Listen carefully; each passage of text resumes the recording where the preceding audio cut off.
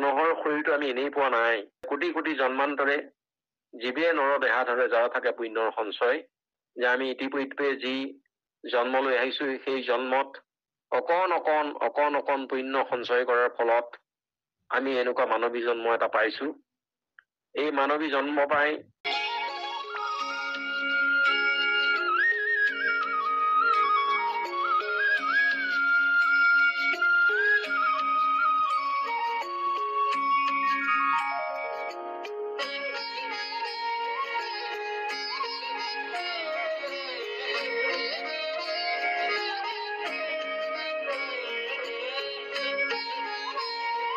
আজি আলোচক আমাৰ সদানিপেন শইকীয়া প্ৰভুৰ চৰণত আমি ভক্তিবাসনা নিবেদন কৰি আজি 11 স্কন্ধৰ উদ্ধৱ সংবাদৰ পদবন্ধে 389 পদবন্ধে আমি আগবাঢ়িম।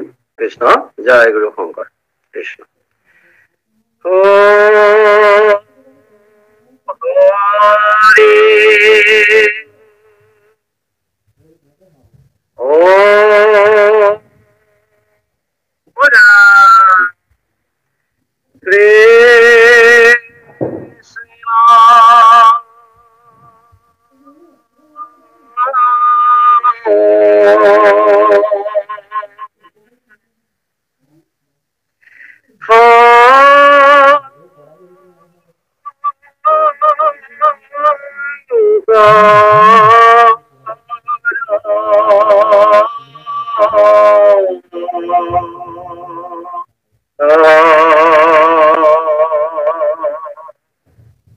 Guru Hari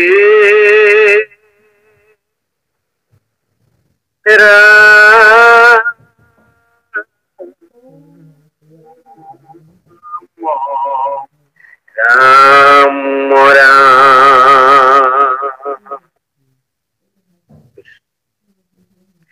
Om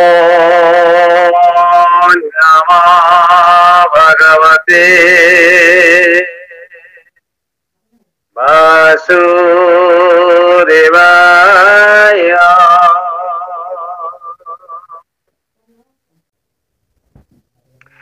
He Ram Ehi Mote Jeve Jora Nomoi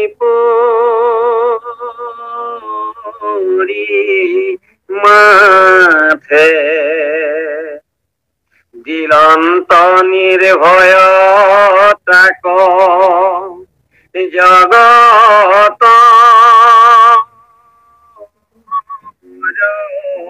নাথে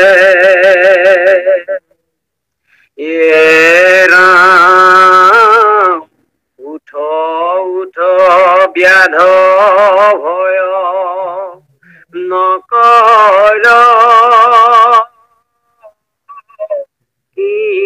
কিঞ্চিত কৰিলি সফল মোৰ মনৰ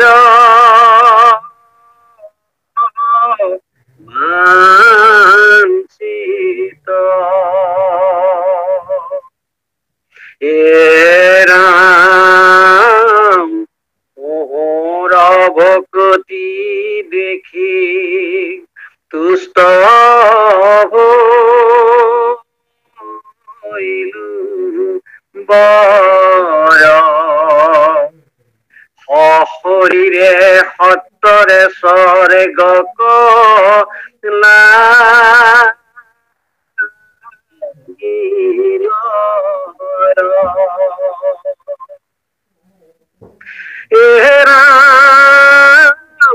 পৰম সুকৃতি কৰি পাৱই যি তুলোক মোৰ বৰে জৰা তোৰ তৈতে হোক।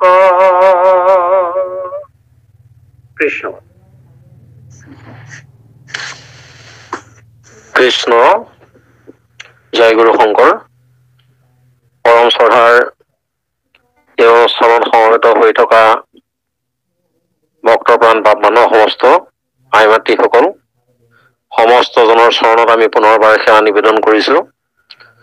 আমাৰ দত্ত বাপজনাই সুললিত কণ্ঠৰে ইতিমধ্যে পাঠ আগবঢ়াইছে, তালৈ আমি সেৱা জনাই এই পাঠৰ আলোচনালৈ আমি আগবাঢ়িব বিচাৰিছো।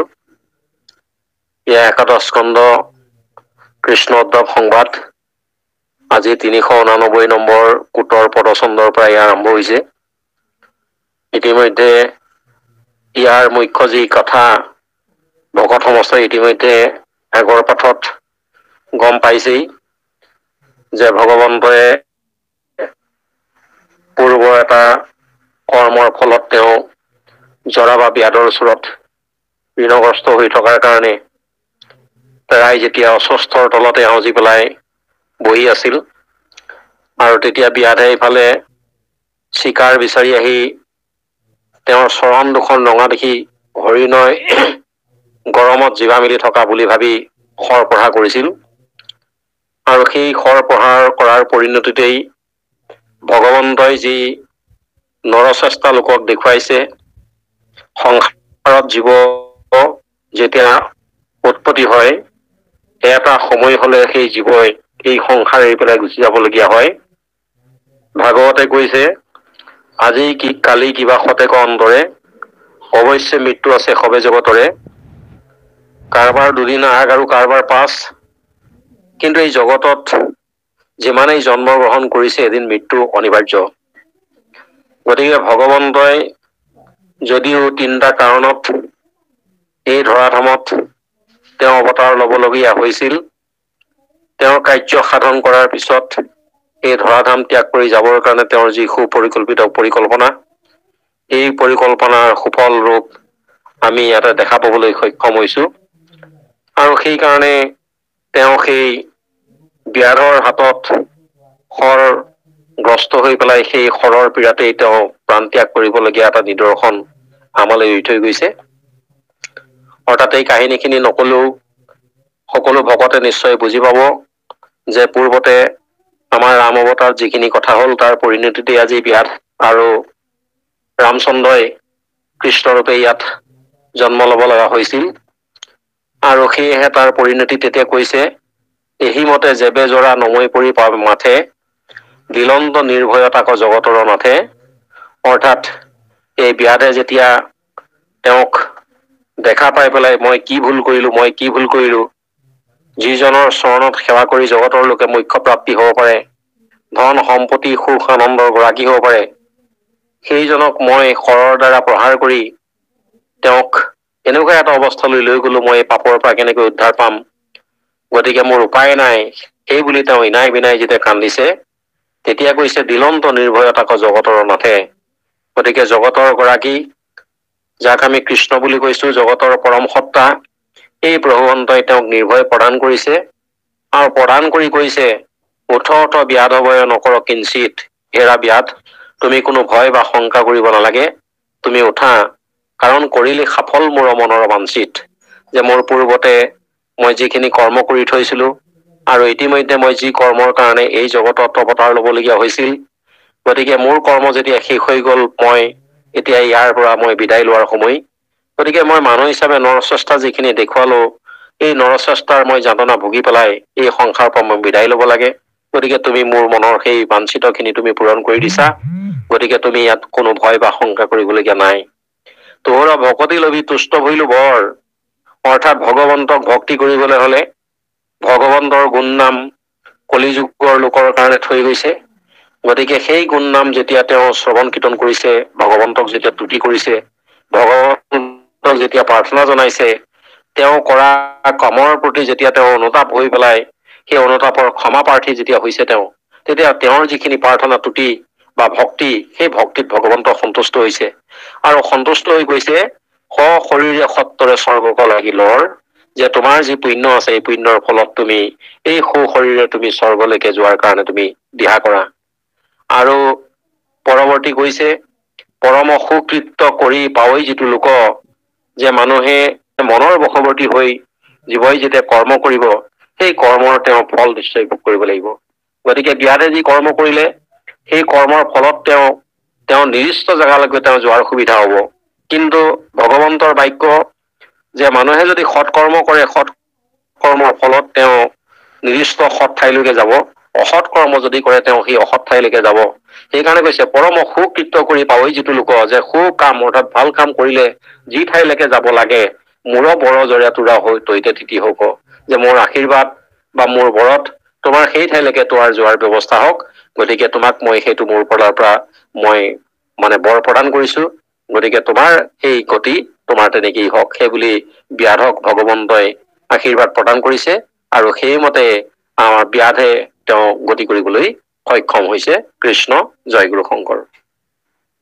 কৃষ্ণ। হে ৰাম এতে কবলন্তে আহি নামিল বিমান, ৰত্নন সেউতি জলৈ সূৰ্যৰ সমান, এ ৰাম কনক কংকিনী কিংকিনী স্বয়ং বাজে শাৰী শাৰী, কৰৈ নৃত্য গীত তাতে যত দীপ নাৰী, এ ৰাম দেখিয়া উঠিল ব্যাধ ভূয়া ভয়হীন,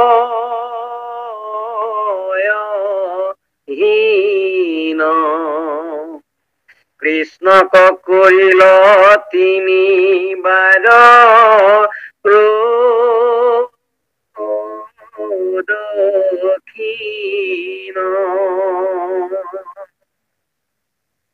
হে ৰাম প্ৰণামিলা কোৱাগত পৰি পৰি, চৰি পাছে বিমানে স্বৰ্গক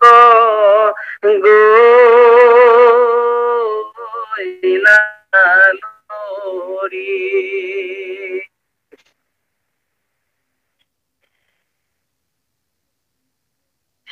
কৃষ্ণ পদে কৈছে এতেক বুলন্ত আশী নামিল বিমান। ভগৱন্তই তেনেকে আজ্ঞা কৰাৰ লগে লগে স্বৰ্গৰ পৰা বিমান আহিলে, আৰু সেই বিমানৰ জ্যোতি কৈছে ৰত্নৰ জেউতি জ্বলৈ সূৰ্যৰ সমান, কনক কিংকিনী ছয় বাজে শাৰী শাৰী, কৰৈ নৃত্য গীত তত যত দিব্য নাৰী। যে যিমান দিব্য নাৰী স্বৰ্গত যেনেকৈ অপচৰা ইত্যাদিয়ে নৃত্য কৰে, তেনেকৈ এই কনক কিংকিনী শাৰী শাৰীকে ৰঞ্জনকৈ বাজি আছে আৰু নৃত্য গীত তাত হৈ আছে। দেখিয়া উঠিল ব্যাধ ভূয়া ভয়হীন, আৰু ব্যাধে সেই ৰূপটো দেখি পেলাই তেওঁ ভয় যি আছিলে মনত, মৃত্যুৰ ভয়, এই মৃত্যুৰ ভয়ৰ পৰা তেওঁ অকমান উপশম পাই উঠিছে। কৃষ্ণক কৰিলা তিনি বাৰ প্ৰদক্ষিণ, কৃষ্ণ ভগৱন্তক তেওঁ ঘূৰি ঘূৰি তিনিবাৰ তেওঁ প্ৰদক্ষিণ কৰিছে। আৰু প্ৰদক্ষিণ কৰাৰ পিছত প্ৰণামিলা অনেক আগত পৰি পৰি, চৰি পাছে বিমানে স্বৰ্গক গৈলা লৰি। আৰু এইদৰে তেওঁ ঘূৰি ঘূৰি বাৰে বাৰে তেওঁৰ চৰণত পৰি পৰি প্ৰণাম কৰাৰ পিছত সেই বিমানৰ যোগেদি তেওঁ স্বৰ্গলৈ যাবলৈ তেওঁ সাজু হল আৰু স্বৰ্গলৈকে গৈছে। অৰ্থাৎ আমি এটা কথা এতিয়া বুজি পাব লাগিব যে ব্যাধে যদিও তেওঁ ঈশ্বৰৰ যিখিনি তুতি প্ৰাৰ্থনা কৰিলে, তেওঁ স্বৰ্গলৈকে গৈছে। স্বৰ্গত জীৱ আচলতে নিৰ্দিষ্ট সময়লৈকে তাত থকাৰ সময়। আমাক শাস্ত্ৰই কৈছে কৃষ্ণৰ নামকত যিজনে সোমৰে তাহানে পুৰুষ মানে, নৰকৰ পৰা তেখনে স্বৰ্গক উঠৰ দিব্য বিমানে।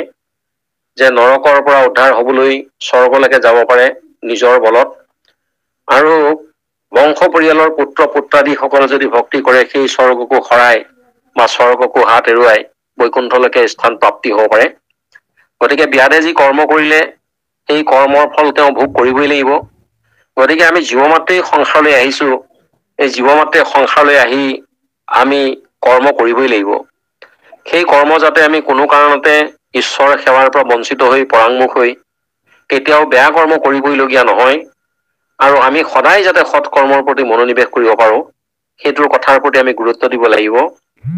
আৰু ভগৱন্তৰ ইচ্ছাৰ অবিহনে আমি কোনেও নিজৰ শৰীৰটো আমি চলাব নোৱাৰো। ভগৱন্তৰ ইচ্ছাৰ অবিহনে আমি মনটোক কোনেও পৰিচালনা কৰিব নোৱাৰো। কাৰণ আমাৰ ভাগৱতে কৈছে যে হৃদয়তে থাকি কৰো ভাল মন্দ কাম এক মন যে ভগৱন্ত আমাৰ হৃদয়ত থাকি পেলাই তেওঁ বেয়া কামো কৰাই। এই কামবিলাক কৰোৱাৰ মূল বস্তুটো হল মন। যে নানা কৰ্ম কৰো বুলি কৰে আলোচন একো কৰ্ম সিদ্ধি নহে বুলি মন। যে সেইকাৰণে আমি লাভ কৰিব লাগিব। আৰু ভগৱন্তই সেইকাৰণে উদ্ধৱক কৈছে যে কি বুলি কৈছে যে মোৰৰ কথা যথাৰ্থ নিৰ্গুণ সেই স্থান ঈশ্বৰক জানিলে নিৰ্গুণ হৈ জ্ঞান। আমি যদি ঈশ্বৰক চিনি পাওঁ তেতিয়াহলে আমাৰ জ্ঞানটো প্ৰকৃততে নিৰ্গুণ হব। ঈশ্বৰ বা সাধু সংগৰ যত থাকিব, যত ভকতৰ মাজত ঈশ্বৰৰ কথা আলাপ হব, সেই কথা নিৰ্গুণ ঠাই আৰু পবিত্ৰ ঠাই বুলি কৈছে। আৰু সেইকাৰণে বুলিও নিৰ্গুণ শ্ৰদ্ধা মোহৰা সেৱাৰ নিৰ্গুণ ভাৱে মোক শ্ৰদ্ধা কৰি যদি কোনোবাই মোক সেৱা কৰে তেতিয়াহলে নিৰ্গুণ গতি পাৰে ভকতে আমাৰ যে সেইসকল ভকতে মোৰ সেই নিৰ্গুণ স্থানলৈকে যাব পাৰে। অৰ্থাৎ সেই নিৰ্গুণ স্থান হল বৈকুণ্ঠ। গতিকে মহাপুৰুষ মাধৱদেৱে সেই বৈকুণ্ঠৰ বৰ্ণনা দিছে যে কাল মায়া আদি কৰি যাহাৰ মনক বৈকুণ্ঠ, এই কাৰণে ঈশ্বৰৰ নাম প্ৰসিদ্ধ হৈ আছে বৈকুণ্ঠ। যে ঈশ্বৰৰে আন এটা নাম হল বৈকুণ্ঠ। সেই বৈকুণ্ঠ এখন স্থান বুলি আমি গণ্য কৰো আৰু সেই স্থানলৈকে শুদ্ধ জীৱ বিলাকে নিৰ্গুণ ভক্তিৰ দ্বাৰা তেওঁৰ ওচৰলৈকে যোৱাৰ সুবিধাটো দেখুৱাইছে আমাক। গতিকে আমি নিজৰ শৰীৰৰ ভোগ বা আমাৰ কামনা বাসনা বা ইন্দ্ৰিয় ভোগৰ আসক্ত হৈ পেলাই আমি যাতে কোনো বেয়া কাম কৰিব নোৱাৰো। আমি ঈশ্বৰৰ সন্তান হিচাপত ঈশ্বৰৰ স্থানলৈকে আমি যোৱাৰ কাৰণে সকলোৱে ব্যৱস্থাখিনি কৰিব লাগিব। সেইখিনি পদবন্ধে আমি অনুভৱ কৰিব পাৰো। কৃষ্ণ জয় গুৰু শংকৰ। কৃষ্ণ। হে ৰাম নিগদতি শুনিও নাই পবৰ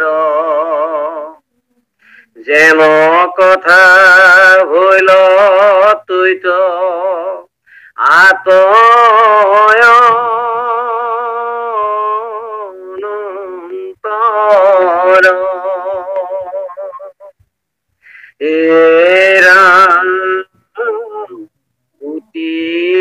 সুখী সমজলৈ চতুৰ কায় আচন্ত মাধৱ বুহি ব্যাধক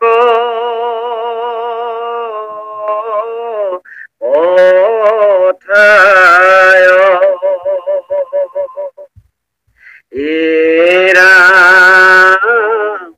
শিশু অস্বস্ত আউজিয়া জগন্নাথ মূৰ্তি ধৰি অস্ত্ৰ হবে আচৰিত মাই মাথ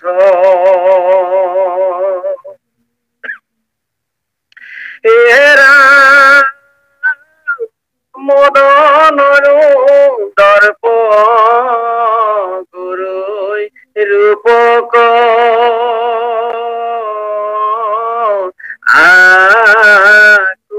আকুলি শৰীৰ জ্যোতি প্ৰকাশিত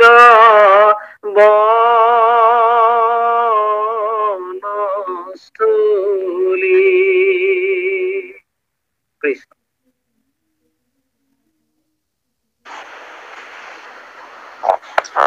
কৃষ্ণ এতিয়া আমাক পদে কৈছে, শোক নিগদতি নিয়োগ নিৰ্ভৱৰ, অৰ্থাৎ এই কাহিনীটো বা এই কথাখিনি ইতিমধ্যে শুকমুনিয়ে গংগাৰ পাৰত পৰীক্ষিত ৰজাক কৈ আছিল। আৰু যেন কথা ভৈল তৈতে আত অনন্তৰ, ইয়াৰ পিছত আৰু তাত কেনেধৰণে কি ঘটিল সেই কথাখিনি শুকে পৰীক্ষিতক ক'ব বিচাৰিছে। কোটি শশী সম জলৈ চতুৰ্ভুজ কায়, আচন্ত মাধৱ বসী ব্যাধক পঠায়।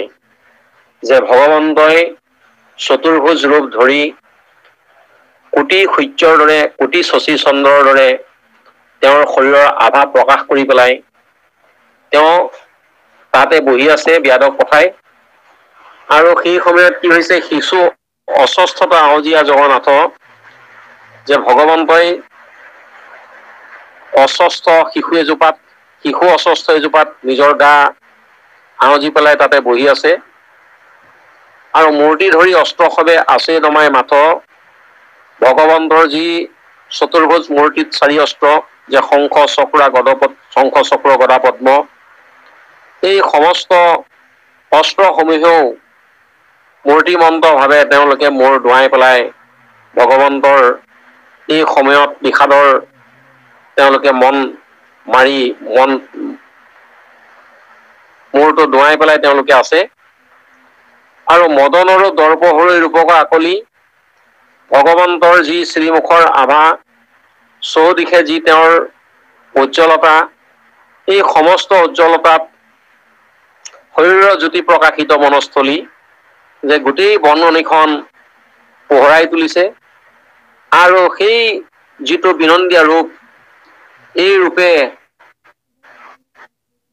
যেন মদনৰ অৰ্থাৎ কামদেৱৰ যি দৰ্প, সেই কামদেৱৰ ৰূপকো যেন দৰ্প চুৰ কৰিব পৰা এটা ৰূপ ভগৱন্তৰ গাত দেখা পোৱা গৈছে।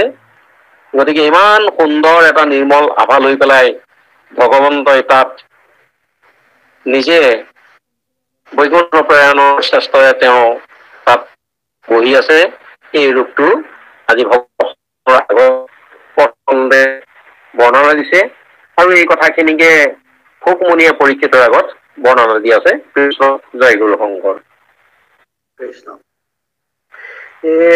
ৰাম সেই সময়ত আহি উদ্ধৱ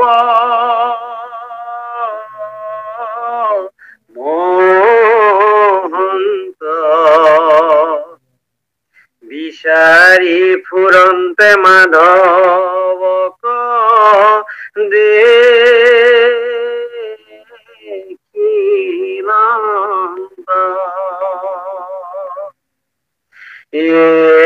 ৰাম যদ্যপি বিদায় তাংক দিলা দূৰায়, যাইবা কোন পাৰি আছা পাছতে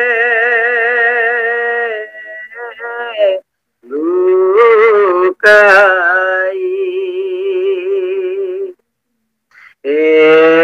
ৰাম দেখিলন্ত সিটো যদু বংশৰ নিৰ্জান, কৃষ্ণ কয়েৰন্তে যেন ফুটি যায়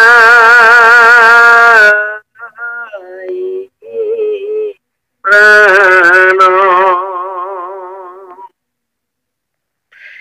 ৰাম পাছে পাছে মাধৱৰ ফুৰন্ত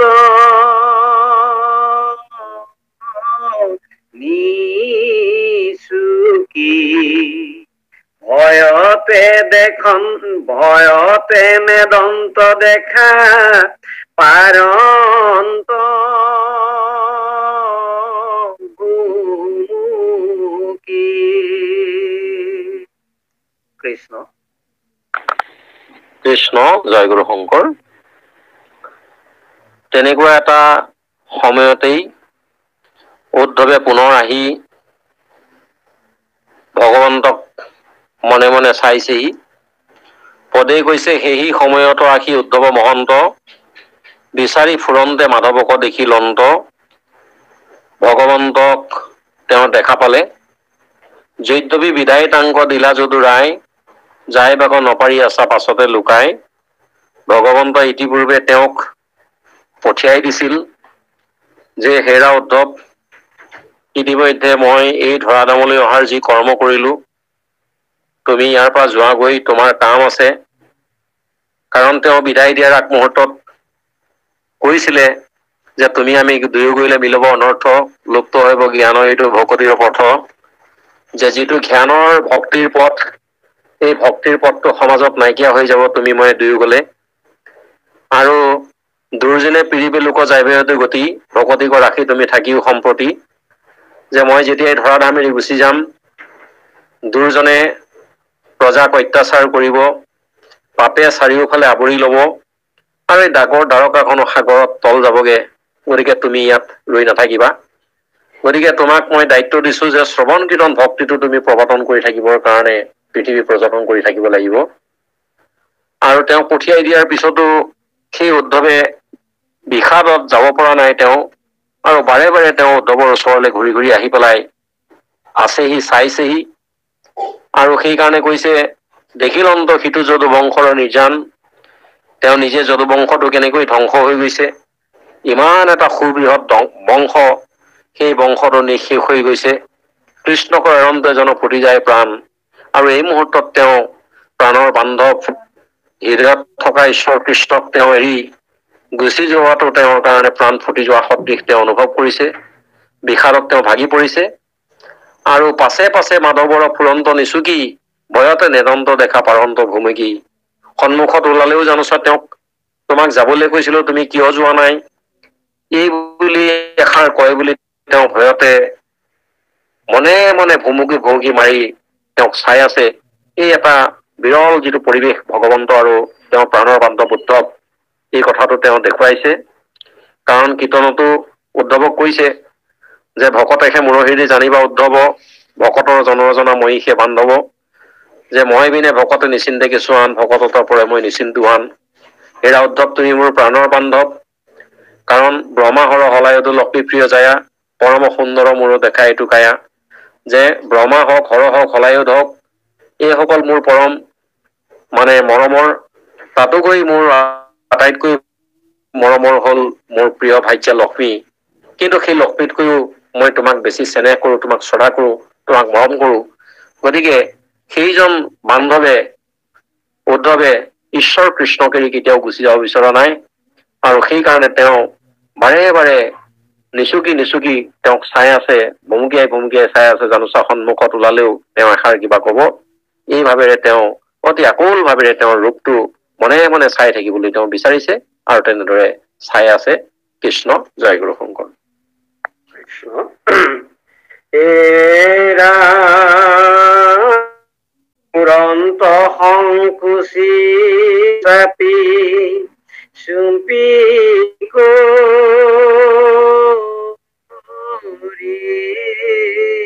কাছে পৰিল কৃষ্ণৰ দৃষ্টি উদ্ধৱ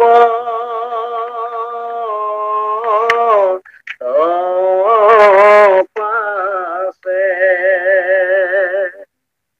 হে ৰাম তুলিলন্ত হাসি হৰি উদ্ধৱ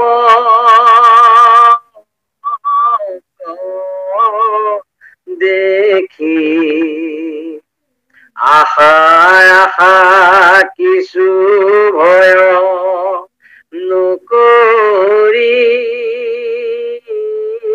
বা সখী।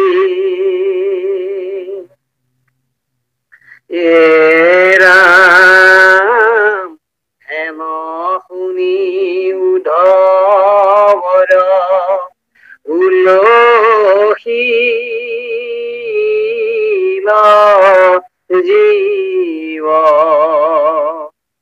শিহৰি শৰীৰ হবে লোম ভৈল থিয় হেৰা প্ৰেম উপজিয়া ঝৰৈ লোটক বোম্বালে হা কৃষ্ণ কৃষ্ণ ৰৰি পৰিলা দিনালে কৃষ্ণ পদে কৈছে ফুৰন্ত সংকুচি চাপি চম্পি কৰি কাছে পৰিল কৃষ্ণৰ দৃষ্টি উদ্ধৱত পাছে। যেতিয়া তেওঁ ইফালে সিফালে ঘূৰা পকা কৰি চম্পি চম্পি কাষ চাপি মনত সংকোচ ভাৱ আনি ভগৱন্তক যেতিয়া চাব বিচাৰিছে, ভগৱন্ত উদ্ধৱে তেওঁক সেই মুহূৰ্ততে দেখা পাইছে। পৰিল কৃষ্ণৰ দৃষ্টি উদ্ধৱত পাছে, উদ্ধৱক তেওঁ দেখা পালে। তুলিৰন্ত হাঁহি হৰি উদ্ধৱক দেখি আৰু ভগৱন্তই উদ্ধৱক দেখা পাই ঈষৎ হাঁহিছে, হাঁহি পেলাই কৈছে, আহা আহা কিছু ভয় নকৰিবা সখী। হেৰা সখী, আহা আহা, তুমি ভয় কৰিব নালাগে, তুমি মোৰ ওচৰলৈকে আহা। আৰু এই কথাখিনি শুনাৰ পিছত হেন শুনি উদ্ধৱৰ উলসিল জীৱ, তেওঁ মনত বহুত আনন্দ পালে। তেওঁ মৃতপৰাই তেওঁ জীৱদান যেন পাই গল। ভগৱন্তই তেওঁক কাষলৈ মাতিছে। শিহৰি শৰীৰ সবে লোম ভৈল থিয়, প্ৰেম ভাৱত ভক্তিত তেওঁ আকুলিত হৈ সমস্ত শৰীৰৰ তেওঁ যি নোম আছিল, নোম থিয় হৈ গৈছে। প্ৰেম উপজীয়া ঝৰৈ লোটক বোম্বালে, আৰু প্ৰেম ভাৱত তেওঁৰ চকু পানী ধাৰাসাৰে বৈ গৈছে। আৰু হা কৃষ্ণ কৃষ্ণ ৰৰি পৰিলা নিধালে, আৰু কৃষ্ণ কৃষ্ণ কৃষ্ণ বুলি পেলাই তেওঁৰ চৰণত তেওঁ সেৱা কৰিবলৈ ধৰিছে, অৰ্থাৎ লুটি খাই পৰিছে বুলি আমাক পদে কৈছে। আমাক এই পদৰ তুলনা ভক্তিৰ মাহাত্ম্য প্ৰকাশ হৈছে, কাৰণ ভগৱন্তই নিজ মুখেৰে উদ্ধৱক কৈ দিছে, বিভিন্ন ধৰণৰ উপদেশ দিছে। আৰু আমাক ভাগৱতে কৈছে যে বাৱৈ হাততালি যিটো কৰিয়া কীৰ্তন, মোৰ প্ৰেমৰ ভাৱত আকুল যাৰ মন, মাটিত লুটাৰি পাৰৈ যিটো মহাশয়, গৈলো সত্য সত্য সখী তাহাতে বিক্ৰয়। যে মোৰ যদি প্ৰেম ভাৱত কোনোবাই আকুলিত হৈ মোৰ গান নাম গায়, তেতিয়াহলে সেইজনৰ মই সত্যে সত্যে হেৰা সখী, মই তেওঁৰ ওচৰত বিক্ৰী হৈ যাওঁ। গতিকে মই আৰু জীৱৰ মাজত কোনো পাৰ্থক্য নাযায়, পাৰ্থক্য নাথাকে। সেই জীৱক মই আহি পৰমাত্মাৰ লগত বিলীন হৈ যাব পাৰে। গতিকে সেই কথাখিনিৰ ভাৱেদি প্ৰভু ভগৱন্তই উদ্ধৱক কৈছে যে, হেৰা উদ্ধৱ, তুমি মোৰ প্ৰাণৰ বান্ধৱ। গতিকে তুমি মোক যদি চাবৰ কাৰণে হেঁপাহ কৰিছা, মোৰ লগত পুনৰ তুমি দেখা পোৱাৰ যি আভ্যাস কৰিছা, তুমি আহা, তুমি কোনো ভয় কৰিব নালাগে, কোনো সংকোচ কৰিবলগীয়া নাই। গতিকে তুমি মোৰ ওচৰলৈকে আহা। এই বুলি কোৱাত উদ্ধৱে অত্যন্ত মনত সন্তোষ পাই পেলাই আহি ভক্তি ভাৱত তেওঁ চকু পানী দুইধাৰে বোৱাই দি তেওঁৰ চৰণত সেৱা কৰিবলৈ ৰৈছেহি। কৃষ্ণ, জয় গুৰু শংকৰ। কৃষ্ণ দুই হাতে ধৰি দুই অৰুণ চৰণ, তাতে মাথা থাপি থৈয়া কৰন্ত ক্ৰন্দন, এ ৰাম মুখতে দি যাওঁ পাপ জগন্নাথ, তুমি অবিহনে ভৈলো আজি সে অনাথ।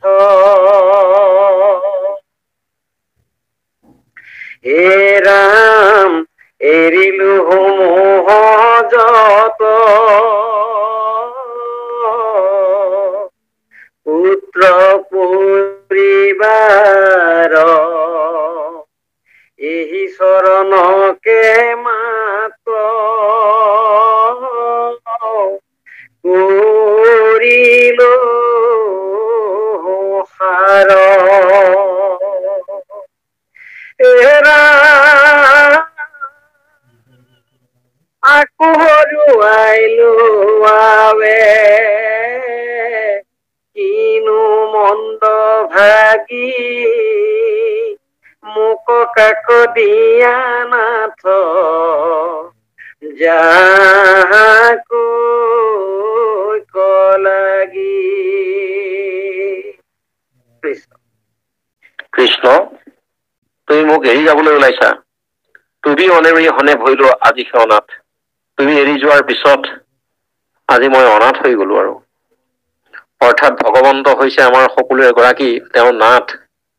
তেওঁ যিদিনা আমাক এৰি যাব, আমি সমস্ত জগতখনেই যেনেকৈ পিতৃ মাতৃ নাথাকিলে শিশুসকল অনাথ হৈ পৰে, আমি তেনেকুৱা অনাথ হৈ যাওঁ। এই কথাটো উদ্ধৱ মহন্তই তেওঁৰ আগত কাকুতি কৰিছে আৰু সেইকাৰণে তেওঁ খেদ কৰি কৈছে, এৰিলো মোহ যত পুত্ৰ পৰিবাৰ, যে মোৰ সংসাৰৰ প্ৰতি যি মোহ আছে, পুত্ৰ ভাৰ্যাৰ প্ৰতি যি মোহ আছে, মোৰ নিজৰ শৰীৰৰ প্ৰতি যি মোহ আছে, সমস্ত বিলাক মই ত্যাগ কৰিলো আৰু আজিৰ পৰা এই চৰণকে মাত্ৰ কৰিলো সাৰ, যে আজিৰ পৰা মই তোমাৰ চৰণকেই সেৱা কৰিবৰ কাৰণে তোমাৰ চৰণ দুখনকেই মই সাৰ বুলি গণ্য কৰিলো। আকৌ হৰুৱাইলো আবে কিনো মন্দ ভাগি, আজি সেই চৰণ দুখনৰ পৰাও মই বঞ্চিত হলো। মই কিমান মন্দভাগী, মই কিমান দুৰ্ভগীয়া। গতিকে মোৰ দুখৰ বিলাই নাই, মোক কাক দিয়া নাথ যাহা কৰিক লাগি। তুমি মোৰ দায়িত্ব কাক দি থৈ গৈছা? তুমি মোক এৰি পেলাই কলৈ যাবলৈ ওলাইছা? এই বুলি পেলাই উদ্ধৱে অত্যন্ত মনত দুখ আৰু বিষাদে তেওঁৰ চৰণত কাকুতি জনাইছে। এই মোৰ কৃপালু বাপাই সমস্ত, এই পাঠ কৰিলে আমাৰ হৃদয়খন ফাটি যায় লাগে। কি কম, কবলৈ ভাষা নাই। আজি শৰীৰে যদি ভগৱন্ত আমাৰ মাজত থাকিলেহেঁতেন, আমি তেতিয়া সেই কথাটো উপলব্ধি কৰিলোহেঁতেন। আজি আমি নিজৰ এটা সুন্দৰ শৰীৰ পাই এই শৰীৰটোৰ ভোগ বিলাসতে মতলীয়া হৈ আমি বহুত কৰিছে আৰু বহুতে জানি পেলাই তাকে তেজিবৰ কাৰণে বহুত চেষ্টা বা কষ্ট কৰি আছে। কিন্তু আমি এটা কথা চিন্তা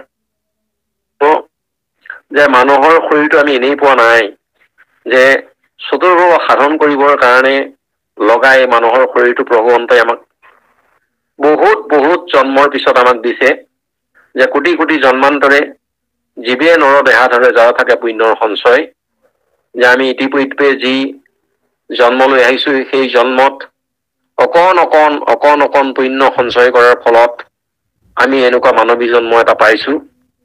এই মানৱী জন্ম পাই আমাৰ ঈশ্বৰক ভজনা কৰা, ঈশ্বৰক ভক্তি কৰা যি কৰ্ম আমি কৰিব লাগে, সেই কৰ্ম আমি কিমান কৰিবলৈ নিজে অগ্ৰসৰ হৈছো, কিমান বুজিছো, আমাৰ দৰকাৰ।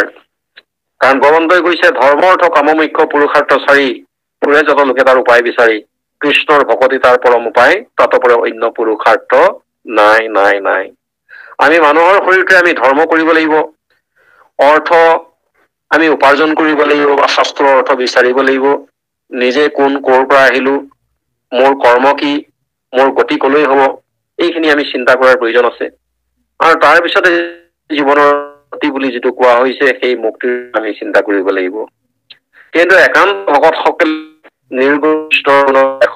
যথাৰ্থ যে বৈকুণ্ঠকো পৰিহৰি যোগীৰ হৃদয় এৰি থাকা হৰি সাক্ষাতে তথাৎ, যত ভগৱন্তৰ গুণানুকীৰ্তন হয়, ভগৱন্ত বস্তুৱে বৈকুণ্ঠ ধাম এৰি আনকি যোগী সমস্তৰ হৃদয় পৰ্যন্ত এৰি সেই ভকতৰ থানলৈকে আহে। কিন্তু আমি আজি সকলোৱে ভকত, এই দন্ত্যাত ভকতৰ আমি তাৎপৰ্য উপলব্ধি কৰি যদি ঈশ্বৰ সেৱাত আমি মনোনিৱেশ কৰিব নোৱাৰো শুদ্ধ ভাৱেৰে, তেতিয়াহলে আমি কেৱল শাস্ত্ৰ পাঠ কৰিলে আমাৰ নহব। সেইকাৰণে আজি উদ্ধৱৰ যি ভাৱ অনুভূতি, এই ভাৱ আৰু অনুভূতিৰ দ্বাৰা আমি ভক্তিৰ দিশত কেনেকৈ আগবাঢ়ি যাম, এই কথাখিনি প্ৰভু মহন্তই উদ্ধৱক কোৱাৰ চলেৰে উদ্ধৱে প্ৰভুৱন্তৰ চলত যেনেধৰণে খাটনি ধৰিছে, আমি সেই কথাটো উপলব্ধি কৰিব লাগিব। কাৰণ আমি কেতিয়ালৈকে চৈতন্য হৈ আছো? মহাপুৰুষ মাধৱদেৱে কৈছে, যিহেতু চৈতন্যপূৰ্ণ পৰমাত্মাৰ ৰূপে হৰি হৃদয়ত আচন্দ প্ৰকাশী, তাতে সেই ইন্দ্ৰিয়গণ ভূত প্ৰাণ বুদ্ধিমন প্ৰৱৰ্তে যতে গজৰ ৰাখি। আমাৰ শৰীৰটো প্ৰকৃতাৰ্থত জড়। এই জড় শৰীৰটোতে আমাৰ যিমান দশ ইন্দ্ৰিয় আছে, সেই সমস্ত ইন্দ্ৰিয় আজি চৈতন্য হৈ আছে তাৰ কাৰণে একমাত্ৰ ভগৱন্ত বস্তু আমাৰ হিয়াত আছে কাৰণে। ভগৱন্ত বস্তু যিদিনা আমাৰ হৃদয় ত্যাগ কৰি গুচি যাব, আমাৰ এই যিটো কাৰ্য কৰি থকা শৰীৰ, এই শৰীৰটো জড় হৈ পৰিব। আমি সকলোৱে সেইকাৰণে উপলব্ধি কৰিব লাগিব, যিটো শৰীৰৰ অৰ্থত তুমি কৰা কৰ্ম নানা, প্ৰাণ কৰিলে খ হৈ গৈ এটা নজানা। যে শৰীৰটোৰ পৰা যেতিয়া প্ৰাণ ওলাই গুচি যাব, তেতিয়া এই শৰীৰটো কি হব? এটা শলৈ ৰূপান্তৰ হব। শলৈ ৰূপান্তৰ হোৱাৰ লগে লগে কাষ্ঠ হেন ঠাইবেগ মাটিত পৰিয়া হেন শৰীৰক মই বোলাখিলেগীয়া। যে যিটো শৰীৰ কাঠ এডালৰ দৰে পৰি থাকিব, সেই শৰীৰটোক মই বুলি কৈ আমি আত্ম অভিমানী হৈ হৃদয়ত থকা ঈশ্বৰক আমি কেতিয়াও পাহৰিব নালাগে। গতিকে সেইজন ঈশ্বৰ আজি উদ্ধৱৰ হৃদয়ৰ পৰা আঁতৰি যোৱাৰ কাৰণে, বাহ্যিক ৰূপত যি প্ৰভু অন্ত তেওঁৰ সাক্ষাতে আছে, সেই উদ্ধৱ ঈশ্বৰ গুচি যোৱাৰ কাৰণে তেওঁৰ মনত যিখিনি বিষাদ, এই বিষাদখিনি আমি অনুভৱ কৰিব লাগিব। আজি প্ৰকৃততে আমাৰ দেহৰ পৰা যদি ঈশ্বৰ গুচি যায়, তেতিয়াহ'লে আমি কাক বিচাৰি পাম? কেনেকৈ সেৱা কৰিম? সেইকাৰণে আমি মনুষ্য শৰীৰটো থাকোতেই আমি ঈশ্বৰৰ যিখিনি কৰ্ম কৰিবলগীয়া আছে, সেই সমস্ত কৰ্ম কৰি পেলাই আমি এটা পুণ্য দেহ পোৱাৰ যিটো আমাৰ গৌৰৱ, এই গৌৰৱটো অৰ্জন কৰি আমি কৰিবলগীয়া কামখিনি আমি কৰি যাব লাগিব। আৰু সেই কামৰ যোগেদিহে আচলতে ভক্তি নিহিত হব, এই কথাটো আমাক বুজাবলৈ গৈছে। আৰু সেইকাৰণে ইয়াৰ পিছতে নিশ্চয় আমাক ইয়াতকৈ খুব ভাল সিদ্ধান্ত আমাক দিবৰ কাৰণে পাঠে গৈ আছে। গতিকে আমি সকলোৱে আহ্বান জনাইছো, আমি সকলোৱে অতি আনন্দ মনেৰে এই শুৱলা পাঠভাগ আমি শ্ৰৱণ কৰো। কৃষ্ণ, জয় গুৰু শংকৰ। কৃষ্ণ। হে নাম দেৱৰ দেৱতা তুমি, ঈশ্বৰ সাক্ষাৎ, তথাপিতো নাথ মোক মাতা মন্ত্ৰণাত।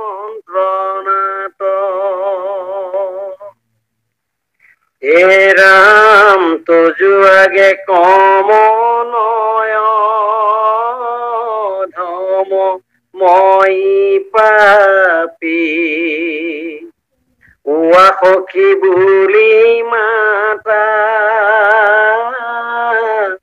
সম্বোধি তথাপি। এৰা মন্তে সপুৰতো থাকো, পিন্ধু বস্ত্ৰ সাৰ, ৰহস্য কথাটো মোত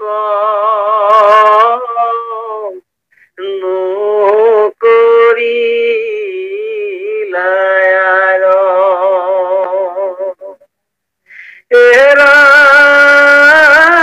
আমি সব তোমাৰ গুণ, সুমৰি সুমৰি ৰাখি আছো প্ৰাণ কিয়, এভনা যায় মৰি। কৃষ্ণ কৃষ্ণ কৃষ্ণ।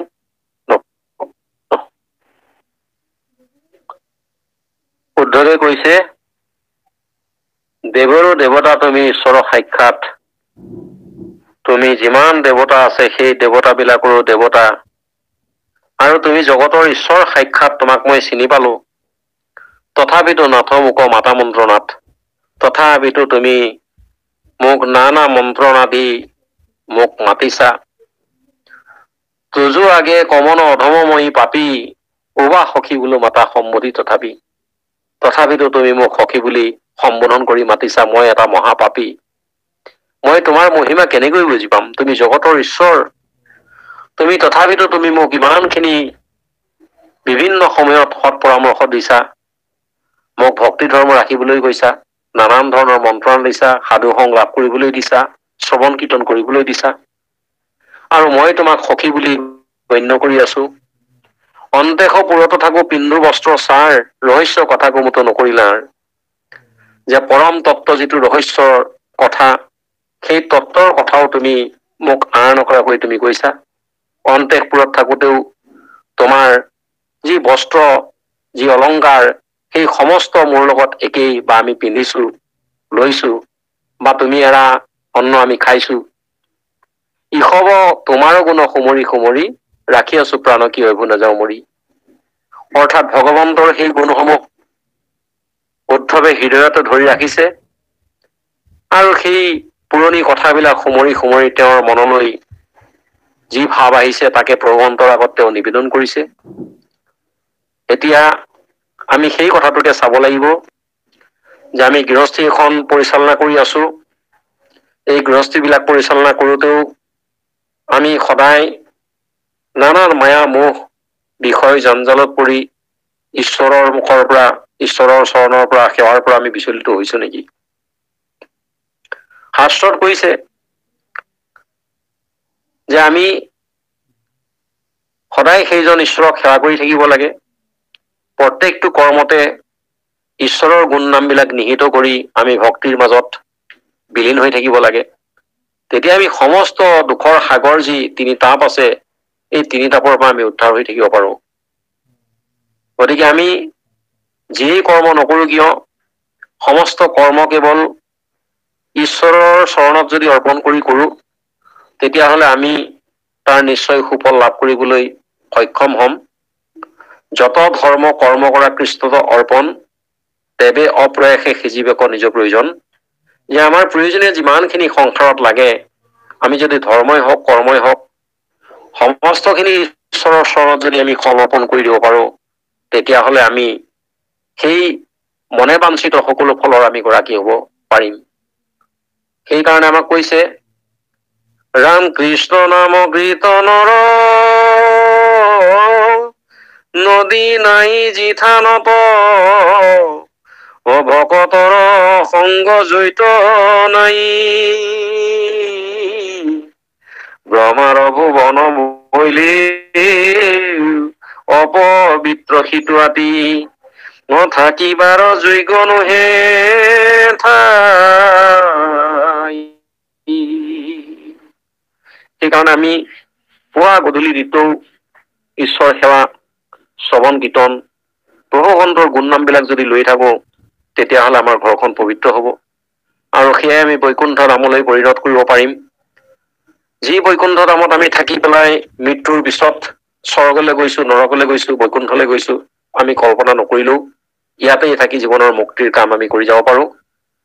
আৰু সেইকাৰণে কৈছে যে ব্ৰহ্মৰ ভুৱন যদি হয়, সেই ঘৰখন যদি শ্ৰৱণ কীৰ্তনৰ পৰা ৰহিত হয়, ঈশ্বৰৰ গুণনাম যদি আমি স্মৰণ নকৰো, তেতিয়া তাত আমি থকাৰ কোনো যোগ্যতা নাথাকে। গতিকে আমি যাৱতীয় যিমানেই কৰ্ম কিয় নকৰো, সেই সমস্ত কৰ্মত উদ্ধৱে যেনেকে পুৰণা কথাখিনি তেওঁ স্মৰণ কৰি আছে, আমাৰ মনলৈ সকলো কৰ্মতে এই ভাৱখিনি আমাৰ আহিব লাগে। আমি সেইজন ঈশ্বৰ আমাৰ হৃদয়তে আছে, তেওঁক আমি চিন্তা কৰিব লাগে। এই পদচন্দে আমাক সেই কথাখিনি অনুভৱ কৰিবৰ কাৰণে সুবিধা কৰি দিছে। কৃষ্ণ জয় গুৰু শংকৰ কৃষ্ণ। হে ৰাম ব্ৰহ্মাৰ জনক হৈয়া, দেৱতো উত্তম মোক বোলা নাহি কৈ বান্ধৱ, তুমি সম। হে ৰাম নেদেখিব দুনাই হেন, গুণৱন্ত স্বামী, আজি সি গুচিল চক্ষু, অন্ধ হৈলো আমি।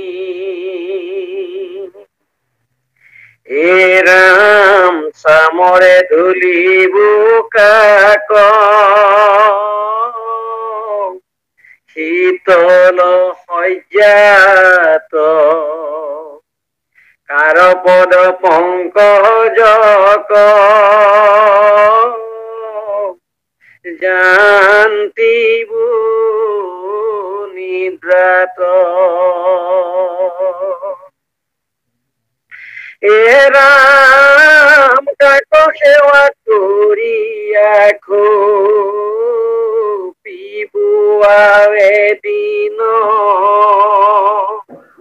ঈশ্বৰে বঞ্চিত হইলো কিনো ভাগ্যহীন কৃষ্ণ কৃষ্ণ কৃষ্ণ কৃষ্ণ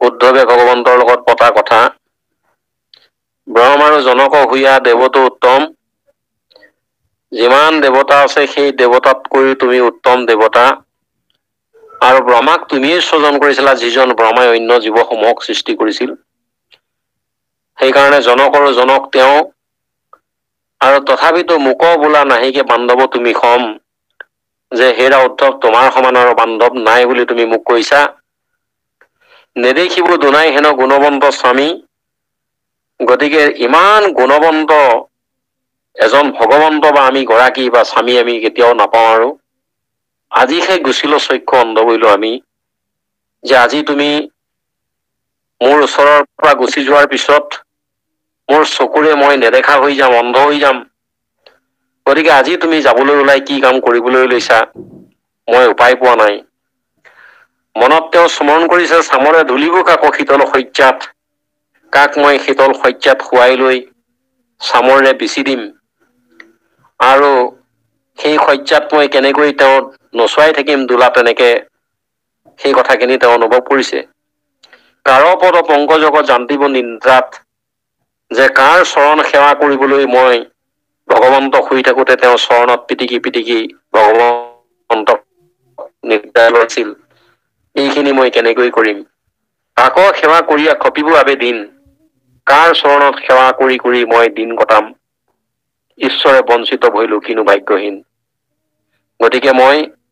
গতিকে দুৰ্ভগীয়া মই আজিৰ পৰা সেইজন ঈশ্বৰৰ চৰণ সেৱা সেইজন ঈশ্বৰৰ সন্মুখত দৰ্শন হোৱাৰ পৰা মই আজি বঞ্চিত হৈছো মোৰ সমান দুৰ্ভগীয়া কোনো নাই মই তেনেই ভাগ্যহীন এই কথাখিনি তেওঁ উপলব্ধি কৰিছে মোৰ কৃপালু বাপা এই সমস্ত উদ্ধৱে ভবাৰ দৰে আমিও যদি এই কথাখিনি সঁচাকৈয়ে ভাবো আমি জীৱন ধৰাৰ সাৰ্থকতা অকণমান হলেও আমাৰ আহিব আমি এতিয়া সেইজন ঈশ্বৰক ক'ত বিচাৰি পাম আমাক ঈশ্বৰে নিজেই কৈছে সমস্ত ভূততে ব্যাপী আছো মই হৰি সবাকো মানিবা তুমি বিষ্ণু বুদ্ধি কৰি যে সকলোতেই মই বিষ্ণু ৰূপে আছো গতিকে সকলোতে তুমি মই আছো বুলিয়ে তুমি জ্ঞান কৰিবা গতিকে আমাক সেই ক্ষেত্ৰত সকলো কৰিব নোৱাৰিলেও আমাক এটা কথা দিলে বিশেষত মনুষ্য গণতো যিটো নৰে বিষ্ণু বুদ্ধি ভাৱে সৰ্বদাই মান্য কৰে যে আমি অন্তত মানুহক ঈশ্বৰ জ্ঞান কৰি সেইসকলৰ চৰণ সেৱাৰ যোগেদি দিয়েই নিজৰ জীৱনটো সফল বা ধন্য কৰি তুলিব পাৰো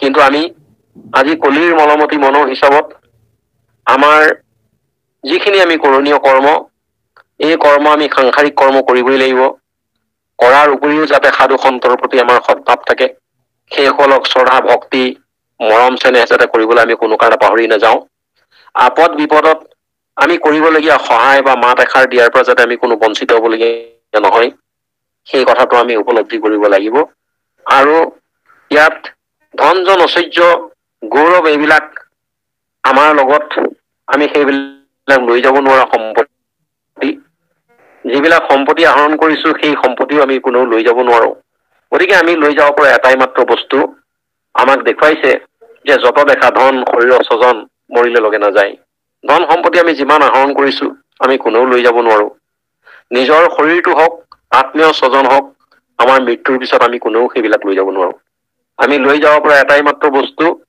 কৃষ্ণৰ ভকতি পৰম সম্পত্তি ইহপৰলৈকে পায় কৃষ্ণৰ ভক্তিটো হৈছে পৰম সম্পত্তি এই ভক্তি যদি আমি আহৰণ কৰো এই ভক্তিৰ বলেদি আমি ইহ সংসাৰত জীয়াই থাকি সকলো প্ৰাণীৰ প্ৰতি মৰম চেনেহ দয়াৰ মাজত থাকি জীৱশ্ৰেষ্ঠ মানুহক আমি ঈশ্বৰ জ্ঞান কৰি সেইসকলক সেৱাৰ যোগেদি আমি জীৱন ধন্য কৰিব পাৰিম আৰু তাৰ পিছত আমাৰ ইয়াতে আমি সুখৰ এখন সংসাৰ তৰি পেলাই এই সুখৰ সংসাৰখন আমি হেলাৰঙে অতিক্ৰম কৰি পেলাই আমি জীৱৰ সদ্গতিৰ কামনা কৰিব পাৰো। সেইকাৰণে শাস্ত্ৰই আমাক কৈছে যে নকৰিও জন্মৰ বৃথা, শুনা এইটো কৃষ্ণ কথা, ফুৰা ৰাম নাম কলে বান্ধি, হয়তো আয়ো পাতক হইলে ঘোৰ পৰলৈকে গইলে, আকে লাগি মৰিবা কান্দি। যাতে আমি মানুহৰ জীৱনটো অথলে পাৰ নকৰি সেইজন ঈশ্বৰৰ সেৱাত নিমজ্জিত হৈ, সেই ঈশ্বৰৰ সেৱক যিসকল ভকত বুলি কৈছো, সেই ভকতৰ সেৱাত নিমজ্জিত হৈ আমি যাতে সকলোৱে নিজৰ জীৱনটো ধন্য কৰিব পাৰো, এই কথাখিনি আমি এই পদবন্ধে অকণমান হলেও আমাৰ মনলৈ ভাৱ আহিব লাগিব। আৰু সেইকাৰণে ইয়াত আজি এই পাঠৰ যোগেদি সুন্দৰকৈ উদ্ধৱে ভগৱন্তৰ চৰণত কৰ্ম, এই কৰ্মখিনি দেখুৱাইছে। কিন্তু উদ্ধৱ হল আমাৰ যি চাৰিবিধ ভকতৰ কথা কোৱা হৈছে, তাতকৈ একেবাৰে শ্ৰেষ্ঠতম ভকত। ঈশ্বৰ আৰু সেই উদ্ধৱৰ মাজত একো পাৰ্থক্য নাই। কিন্তু আমাক তেনেকুৱা এজন ভকতৰ কৰি ল'ব পাৰো, তেতিয়াহলে আমাৰ সদায় ভকতৰ প্ৰতি শ্ৰদ্ধা, প্ৰীতি, প্ৰেম, দয়া, কৰোণা এই ভাৱখিনি আমাৰ আহিব। তেতিয়া আমি কোনেও কাকো হীন দেখা, বেয়া দেখা, উচ্চ নিচ ভাৱ আমাৰ মনলৈ নাহে। আৰু নাহিলেই তেতিয়া আমাৰ যিটো ভক্তিৰ গুণ আমি হৃদয়ত আহৰণ কৰিব পাৰিম, আৰু সেই ভক্তিৰ গুণৰেই আমি নিজে আহৰণ কৰি ভগৱন্তৰ নাম গুণ গাই পেলাই আমি ভগৱন্তৰ লগত মিলি যাব পাৰিম। কাৰণ ভগৱন্তৰ যেনেকৈ কোৱা হৈছে, তুমি প্ৰভু নিৰ্গুণ, গুণৰে সীমা নাই, নিৰ্গুণ হৈ জীৱ সুহি গুণ গাই। আমি যদি তেওঁৰ সেই গুণ নাম বিলাক আমি নিজে গাওঁ বা হৃদয়ত উপলব্ধি কৰো, তেতিয়াহলে সেই নিৰ্গুণ স্থান যেনেকৈ পোৱা বুলি অথনি কোৱা হৈছিল, ঠিক তেনেধৰণে আমি ভগৱন্ত নিৰ্গুণৰ লগত আমাৰ জীৱৰ সান্নিধ্য ঘটি পেলাই আমি সেই পৰম গতি লাভ কৰিবলৈ সক্ষম হব পাৰিম। গতিকে আমাৰ মনুষ্য জীৱনৰ কৰ্ম হল যে আমি জীয়াই থাকোতে সেই ঈশ্বৰৰ সেৱা কৰিব পাৰিম। মৃত্যুৰ পিছত আমি কোন কলৈ যাওঁ তালৈ আমি ভাবি থাকিলে নহব। সেইকাৰণে আমি জীৱন্ত কালতেই ঈশ্বৰৰ ভক্তি কৰি, ঈশ্বৰৰ সান্নিধ্য আমি ভকতৰ মাজতেই লাভ কৰি পেলাই আমি জীৱন ধন্য কৰিব লাগিব। এই কথাখিনিৰ যোগেদি আমি সেই কথা উপলব্ধি নিশ্চয় কৰিব পাৰিম। কৃষ্ণ জয় গুৰু শংকৰ। জানিলো পাতো কি মোত পৰে আৰু নাই, ইটো চিন্তামণি হৰু আইলো হাতে পাই। হে ৰাম খুজিবে নপাইলো চৰণক চিৰকাল, বিধি কিনো মোৰ অভাগ্য কপাল। এ ৰাম ধ্বজ ব্ৰজ পংকজ কুশে অলংকৃত, কাৰ খোজনিৰে থাকিবো পৃথিৱীত।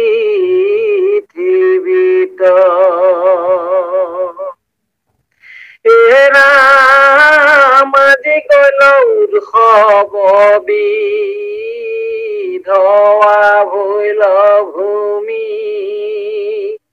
এই বুলি উদ্ধৱে কান্দন্ত হোমহোমি। কৃষ্ণ কৃষ্ণ জয় গুৰু শংকৰ। পদে কৈছে, জানিলো পাতকি মোত পৰে আৰু নাই, ইটো চিন্তামণি হৰুৱাইলো হাতে পায়। চিন্তামণি মানে মানুহৰ যিটো জন্ম, এই জন্মটো বহুত ভগৱন্তৰ কৃপাৰ ফল। সেই জন্মটো যে হাততে পাই পেলাই হেৰুৱাইছো ঈশ্বৰক সেৱা নকৰাকৈ, আৰু মই এজন নিজকে পাপী বুলি উদ্ধৱে গণ্য কৰিছে। গতিকে আমাকো সেই উপলব্ধিটো আমি কৰিব লাগিব যে আমি যাতে ঈশ্বৰৰ কৰ্মৰ পৰা বিৰত হৈ কোনো পাপ কাৰ্যত লিপ্ত নোহোৱাকৈ এই মনুষ্য জীৱনটো যাতে এনেই হেৰুৱাবলগীয়া নহয়, তাৰ কাৰণে আমি চিন্তা কৰিব লাগিব। আৰু উদ্ধৱে কৈছে, পুজিবে নপাইলো চৰণক চিৰকাল, যে ভগৱন্তৰ চৰণত আমি চিৰকাল অৰ্থাৎ যিমান দিন জীয়াই থাকিম সিমান দিনলৈকে সেৱা কৰি থাকিবলৈ পোৱাটো আমাৰ পৰম সৌভাগ্য বুলি আমি গণ্য কৰিব লাগিব। কিন্তু দুখৰ বিষয়, বিধি কিনো মোৰ অভাগ্য কপাল, যে আজি মই তোমাক গোটেই জীৱনটো যেনেকৈ সেৱা কৰি থাকিবলৈ পাব লাগিছিল, কিন্তু নাপাইছো। তুমি মোতকৈ আগতেই তুমি এই ধৰাধাম এৰি গুচি গৈছা। গতিকে মই দুৰ্ভগীয়া, মোৰ অভাগ্য কপাল, মোৰ ভাগ্যত নাই তোমাক সেৱা কৰিবলৈ চিৰকাল। সেইকাৰণে ইয়াত কৈছে, ধ্বজ বজ্ৰ পংকজ অংকুশে অলংকৃত, কাৰো খোজ নিদেখি থাকিব পৃথিৱীত। যে তুমি লীলা কৰিলা, গোটেই ব্ৰজধামত যিখিনি লীলা কৰিলা তুমি, গকুল বৃন্দাবন সমস্ততে তোমাৰ পদচিহ্নসমূহ ৰৈ গৈছে। গতিকে পৃথিৱীত আমি কি চাই পেলাই জীয়াই থাকিম? আজি কৰিলে উৎসৱ বিধৱা ভৈল ভূমি। আমাৰ তুমি থকাৰ কাৰণে যি আনন্দ উৎসৱ হৈছিল, এই সমস্ত উৎসৱ আজি শেষ হৈ গৈছে। আৰু জগতখনে আমাৰ আজি বিধৱা হোৱাৰ গতে হৈছে। পৃথিৱীত আমি ভূমি যি আছে, ভূমি হল ধৰিত্ৰী, এই ধৰিত্ৰী আজি স্বামীৰ গৰাকীবিহীন হোৱাৰ কাৰণে তেওঁ বিধৱা বুলি অনুভৱ কৰিছে উদ্ধৱে। এহি বুলি উদ্ধৱে কান্দন্ত হোমহিত, তেওঁ মনৰ বিষাদ তেওঁ ৰাখিব নোৱাৰি হোমাহমি কৰি কান্দিছে। আমি এই কথাখিনি উপলব্ধি কৰিব লাগিব যে ভকত হলে ভকতৰ কিছু স্বভাৱ চৰিত্ৰ আচৰণ আমাৰ থাকিব লাগিব। ভগৱন্তৰ পদচিহ্নত যি পঞ্চচিহ্ন আছে, এই পঞ্চচিহ্নৰ তাৎপৰ্যখিনি আমি ভকতৰ অলংকাৰ হিচাপত আমি গণ্য কৰিব লাগিব। যে প্ৰভুৱন্তৰ চৰণত এই চিহ্ন আছে। গতিকে ধ্বজ হল আমি সকলো একত্ৰিত হৈ থকা কথাটো আমি উপলব্ধি কৰিব লাগিব। যেনেকে পতাকাই এটা জাতিক একত্ৰিত কৰি ৰাখে, আমি সকলো একেখন পতাকাৰ তলত যেনেকৈ থিয় হৈছো, আমি ভকত হিচাপত আমাৰ সেই ধ্বজ আমি আচলতে ৰক্ষা কৰিব লাগিব। ভকতে ভকতক চিনি পাব লাগিব, ভকত সকলো একত্ৰিত হৈ থাকিব লাগিব। এই কথাখিনি আমি তাৰ দ্বাৰা একত্ৰিত হৈ থকাৰ যিটো গুণ, এই গুণটো আমি আহৰণ কৰিব লাগিব। বজ্ৰ হৈছে ইন্দ্ৰৰ বৰ্জ্য, যি ইন্দ্ৰৰ বৰ্জ্যৰ দ্বাৰা আমাৰ সমস্ত যিখিনি বেয়া বস্তু তাক বিনাশ কৰিব পাৰে। গতিকে সেই বজ্ৰ হৈছে আমাৰ বাক্য বজ্ৰ সদৃশ ব্ৰহ্ম বাক্য। গতিকে সেই ব্ৰহ্ম বাক্যৰ দ্বাৰা আমি প্ৰয়োগ কৰি পেলাই সকলো বেয়াক আমি মষিমূৰ কৰিব পাৰো, নিঃশেষ কৰিব পাৰো। সেই কথাটো আমাৰ ভকতৰ হব লাগিব। কেৱল ভক্তি মাৰ্গত প্ৰৱৰ্তিত হব পাৰো, সেইকাৰণে তোমাক জানিব পৰা যিটো জ্ঞান, সেই জ্ঞানটো মোক দিয়া বুলি বেদেও স্তুতি কৰিছে। গতিকে সেই সমস্ত জ্ঞান লৈ পেলাই আমি পৃথিৱীত জীয়াই থাকিব লাগিব। আৰু উদ্ধৱে সেই কথাখিনিকে কৈছে যে তোমাৰ ধ্বজ বজ্ৰ পংকজ অংকুশেৰে অলংকৃত এই পৃথিৱীখনৰ পৰা যেতিয়া সমস্ত নাইকিয়া হৈ গৈছে, আজি কাৰ চিহ্ন চাই আমি থাকিম, কেনেকৈ জীয়াই থাকিম?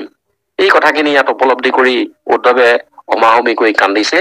এই কথাখিনিকে আমাক এই পদলৈকে জানিবলৈ দিছে। কৃষ্ণ জয় গুৰু শংকৰ। কৃষ্ণ কৃষ্ণ কৃষ্ণ।